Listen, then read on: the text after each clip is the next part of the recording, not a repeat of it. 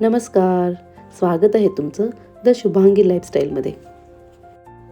April मेमध्ये लिंबू महाग होतात, म्हणून आत्ताच म्हणजे जानेवारी फेब्रुवारीमध्ये घेऊन आपण ते स्टोअर करू शकतो.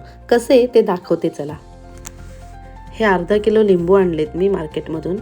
स्वच्छ धुवून ते असे दाबून असे त्यातून रगडून ना ते असे सॉफ्ट करून घेतलेत. असं केल्याने ना त्यातला रस लवकर निघतो, आपल्याला जास्त पिळायला त्रास होत नाही, एकदम सॉफ्ट होतात.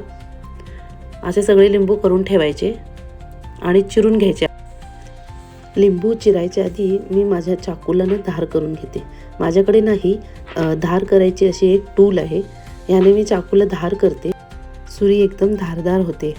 तुम्हाला याची लिंक हवी असेल तर मला कमेंट करून सांगा.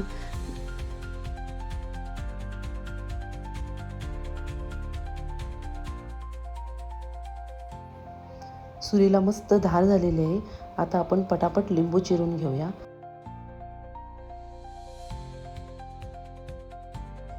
लिंबू आडवे चिरायचे म्हणजे रस भरपूर निघतो त्याचा. एकसारखे एका पातेल्यातनं सगळ्या लिंबांचा रस काढून घ्यायचा. त्यातल्या बिया सगळ्या हातानेच काढून घ्यायच्या किंवा चमच्याने, कारण त्यातले जे पार्टिकल्स असतात म्हणजे छोटे छोटे असे असतात ना, त्याच्यात रस जास्त असतो. त्यामुळे ते नाही, गाळून घ्यायचं नाही आपण त्याला, फक्त त्याच्या बिया काढायच्या आपल्याला. हे सगळं पिळून झाल्यानंतर लिंबू त्याच्या मी बिया काढल्या सगळ्या.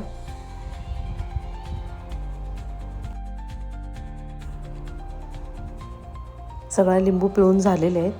एवढा असा रस निघालेला आहे, त्यातल्या मी बिया पूर्ण काढलेल्या आहेत. आणि आपण हे आईस ट्रेमध्ये, आईसचा जो ट्रे असतो त्यामध्ये हाच रस सगळा भरायचा आहे.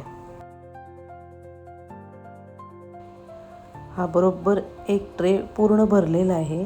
अर्धा किलोच्या लिंबूमध्ये च्या रसामध्ये हे पूर्ण हा एक ट्रे पूर्ण भरलेला आहे. हा ट्रे आपण आता फ्रीजमध्ये ठेवायचा आहे सेट होण्यासाठी. सेट झाल्यावर दुसऱ्या दिवशी हा पूर्ण असा झालेला आहे. ह्याचे आपल्याला हे क्यूब्स काढायचे आहेत आणि एका सील असलेल्या बॅगमध्ये भरून ठेवायचे आहेत.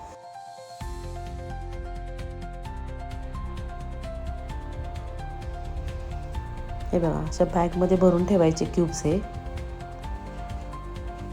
जसे लागतील तसे आपण काढून वापरू शकतो.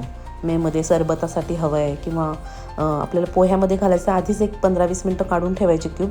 तो रस तयार होतो, तो रस आपण पोह्यामध्ये घालू शकतो. असं तुम्ही नक्की करून बघा. आणि कशी वाटली तुम्हाला ही माझी आयडिया कमेंट करून सांगा.